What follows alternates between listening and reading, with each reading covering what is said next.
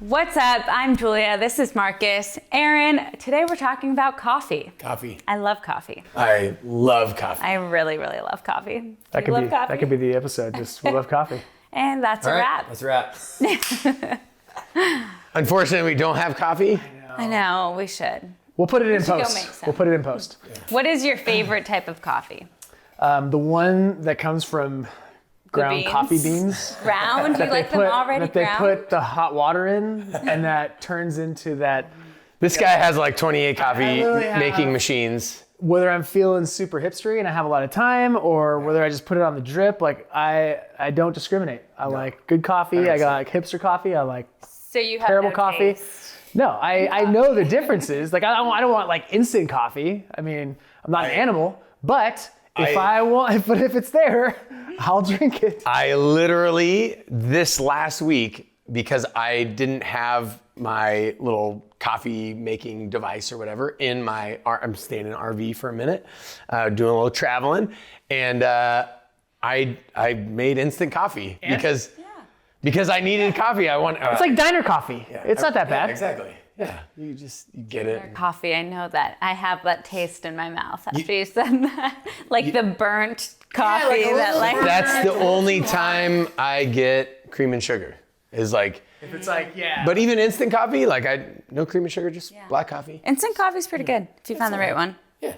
I would say it like people talk about this all the time, but I would say it's the ritual of either grounding the beans, or even if they're already pre-ground, and just like scooping the beans out or scooping the grounds out. It's like that ritual of making coffee, the smell of coffee, the sound of the coffee. Did your parents drink coffee? Yes, I freaking hate my dad who'd wake me up and he would just like have that like coffee breath all the time, and I couldn't stand it. Oh, really? But now I'm like, but I think looking back now, like, it's a nostalgia. Coffee, yeah, Totally. Did your parents drink coffee? No, they didn't. But Oh, okay. my babysitter, pretty much. My babysitter, though, gave me coffee when I was very young. Define young, like 7? Like below 5, probably. Oh my gosh. Yeah, I remember because my mom told me. You were supposed to be 7'2", probably. Yeah, Louise. maybe. Yeah. No, I think I would have been shorter if I didn't have that sip. I think coffee elevated my growth. Yeah. So that was your first experience with coffee? Yeah. Dang, that's crazy. But my first actual experience, like that I remember. You consciously chose that I chose. And I probably chose it when I was younger, let's be honest. But it was before biology class, we had a 6 a.m. workout in college, and then my roommate and I were like exhausted. We fell asleep in one class, we got coffee, and then the next class we were like, what just happened? Like, I remembered everything. Like, I am so sharp right now. Like, Just probably spiked it with Adderall. yeah, maybe. But after that, I'm like, okay, well, this is my new normal. Yeah. What was your first experience with coffee? So I did a 0 hour in high school. What does that mean? What? So like a 7 a.m. class or something? Well, it was 6 for us, but Oh, the first class. yeah. So and so you instead of first period or first class or whatever, we did a 0 hour is what we called it. So yeah, it was before. It was 6 a.m. And we would get. They had a coffee like vending machine, like a little coffee maker thingy or whatever that you'd put money in. And I remember I would bring $1 and I would get a coffee every single morning. Black coffee? Wow. No. Back then it was like The cream milk and and sugar. sugar. I tried it a million different ways, but that's, At that age, yeah. yeah. But then I experienced, so my parents are like, they got to the point where they were coffee snobs. I mean, they were like ordering their beans from certain places around the world, and then they were roasting their own beans and then grinding them. It's funny, my mom drinks no coffee now. I mean, my dad still drinks a ton of coffee, but mom drinks no coffee, and she was like more of the coffee snob or whatever. And then, yeah.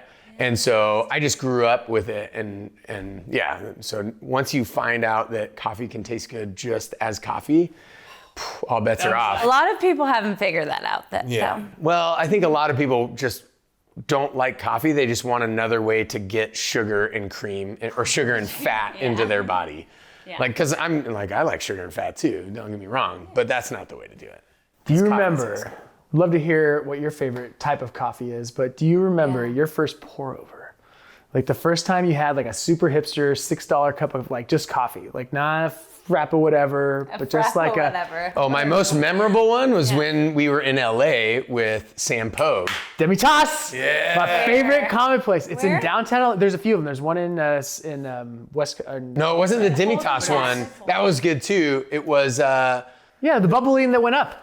But we didn't have that one. no. It was the rando one that was in like bordering Chinatown or whatever. Yeah, that's demi-tasse. Is it demi-tasse? That was demi-tasse. Oh, where it's like science. Where they had like they had science like class. they had this like weird like Harry Potter concoctions and like it was like it was literally like a $12 cup of coffee, and it was the most amazing cup of coffee. And like these are the people, like the guy, I remember the guy that helped us. He had a coffee bean and he had some kind of coffee paraphernalia tattooed on him. Yeah. Like that's how he was moving to Portland.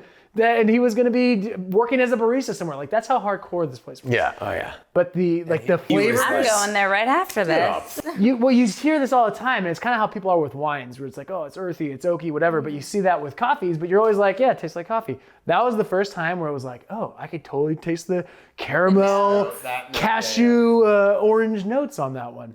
Yeah, I would say that was my most memorable, and which is what brought us there, because I remember I'm like, this is my favorite coffee place. So shout out to demi-tasse, downtown LA. I'm hitting that up. So, can you over coffee? Well, one of my favorite stories is when Aaron lived close by, we would meet up at least once a week, sometimes more, but once a week we would go hang out, work out, shoot videos, whatever. And there was always coffee involved.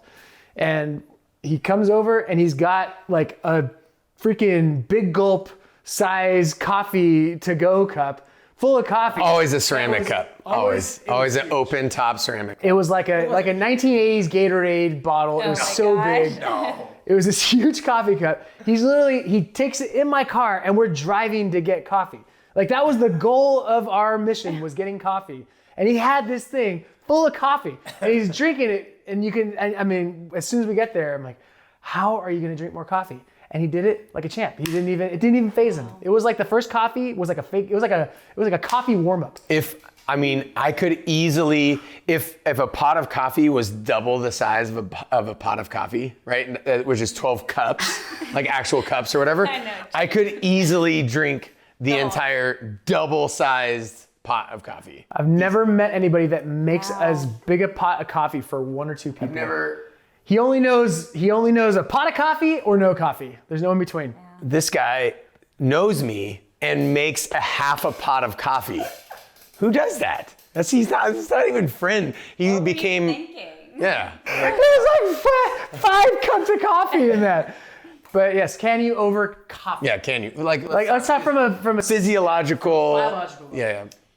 Here's the thing. No. All right. Next question. I want to say no because I love coffee. I mean, just as much as you do. However, people have different responses to coffee. Yeah. And it's a genetic variation that actually metabolizes the coffee.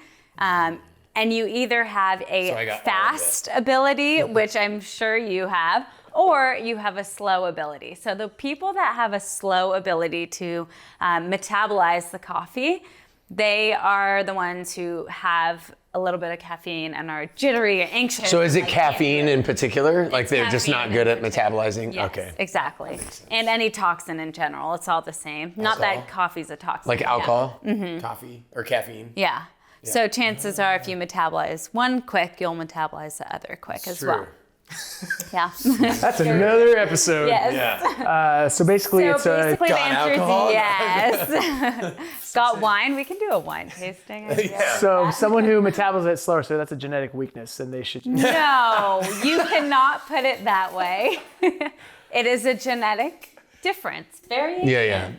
Yeah. And that's sucks. well, it's not like good or bad. It just so they have what are the adverse reactions? Oh, they'll to- know. Like you'll talk to someone who can't have coffee or caffeine, I know a and few they're people. yeah. No, I don't drink coffee. Yeah. And they'll just get super anxious and jittery and like shaky. I mean, we've all been there too. Wait, hold on. Isn't that? That's how you are all the time, right? I'm already high strung. It's like, oh, let's throw more caffeine on top of that. Yeah, it definitely raises your cortisol. It is a stressor and all those things. So it depends also where you're at in life, what kind of day it is. Like, are you already high stress? Are you having it on an empty stomach? Like, there's a lot of factors that go How into did this. you prepare it? There's less and more acidic ways to create it. So that's like more like when you get into like pour overs where it's not as harsh versus like, trying to think of what a more harsh way would be. Like even just drip is going to be harder than doing something. Well, I can't concentrate that, dude. Yeah, well, I can't imagine that burning, right? If you're like over cooking the coffee is going to produce a non-carcinogen outcome, right? Like, I'd is that? imagine that's probably I would true. imagine Yeah. there's something that's happening there. Another thing with coffee though is the mold. So coffee beans are a highly, unfortunately, it's a crop that gets moldy easily just because of the process of rinsing and drying and lots of everything. water Yeah, involved. Yeah, exactly. that makes sense. And moisture. And so, yeah. Mold in my coffee- parade? Come on, I what? know. Mold? Believe me, I don't like this information either, but I'm sharing the knowledge. So even like make decisions. free trade organic, that doesn't matter because the process is the process, which can create mold. So you do want, I mean, But mold isn't necessarily bad, depending on what type of mold, or is it going to always be bad? Let's go to what's the best type of coffee to look for. What are some things we should look for to avoid? my gold standard, personally speaking, is tested for mold. And I can think two companies who do that. Not many do. Next best option is just organic. But it doesn't even have to be organic. It could be from like a not local, but like a small batch type place. Yeah. Well, I feel like a Who non-organic might have some anti-mold spray or whatever, right? Yeah. You think? I don't know. I can't confirm or deny I either of those. I don't know either. So. All I know is when I get coffee, I want to make sure it's tested for mold. It's organic. Do they say that? Tested for mold? I like fair trade. Very few companies. From a moral Fair- standpoint, exactly. right? Fair trade, organic. I mean, I would be in the same boat. There is like my favorite coffee is Trader Joe's breakfast blend. Oh, they have Fair trade, organic, and I believe it is tested for mold. Now I'm gonna look at. The bottle's in there. You can look and see. Yeah. But yeah, there's so many good coffees. There are. That are not tested. And I think it's part of it's like wine tasting. It's part of the fun to experience Yeah. like different places. Oh, That's that's all we do. Yeah. Where's the hipster coffee place that we're going in this city? When I find out that somebody goes to like a big chain coffee place in like a big city, I want to slap them.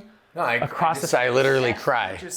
No, they Yeah. deserve it because if They you're going to a place that you can get literally on every corner in a place that is either known for coffee. I mean, man, when we were in Seattle, like how fun was that? Like finding those different places and it's part of the fun. So even if you don't like coffee, just find a drink that you like that's coffee-like. You'll still enjoy it. You'll still get some of the. So, what's the benefit, right? Because we talked about overdoing coffee, but obviously you are.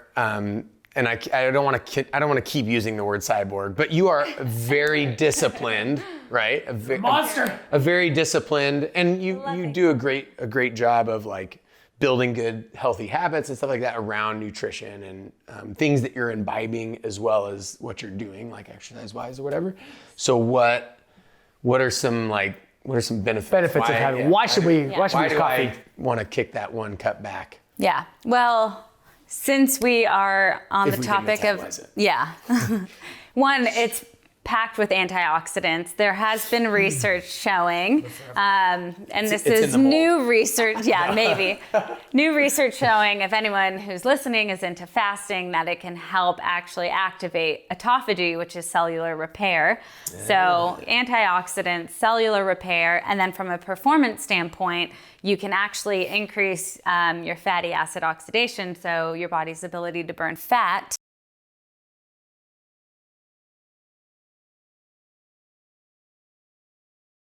Depending on what time that is. If it's in like the morning, Yeah, in the probably morning. yeah. Yeah. Yeah. Oh, okay. So then you work out, then you're burning more fat.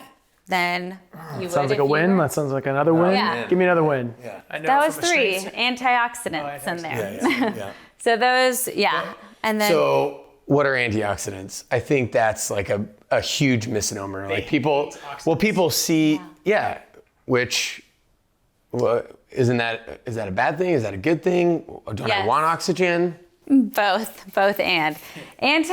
So we have free radicals, which is just like a one oxygen little person just floating Molecule, around. Yeah. right? Yeah. That can, it's unstable. So what it does not is it connected. goes to other things in Doesn't your have body friends. and wants to grab friends. And so once it does that, it kind of messes up all the other things. So So what is it messing up? Like our molecular structure that makes us- chemical chemical structure that makes. Yes. With enough of those, you have a human. Correct. So it could cause damage to your DNA if left untreated long enough. Marcus wants to just anti-age right now.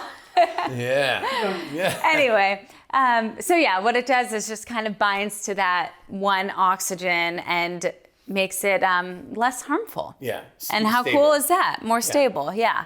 And so It's like a guru. it's the guru of your body and Taking that unstable person, making them stable.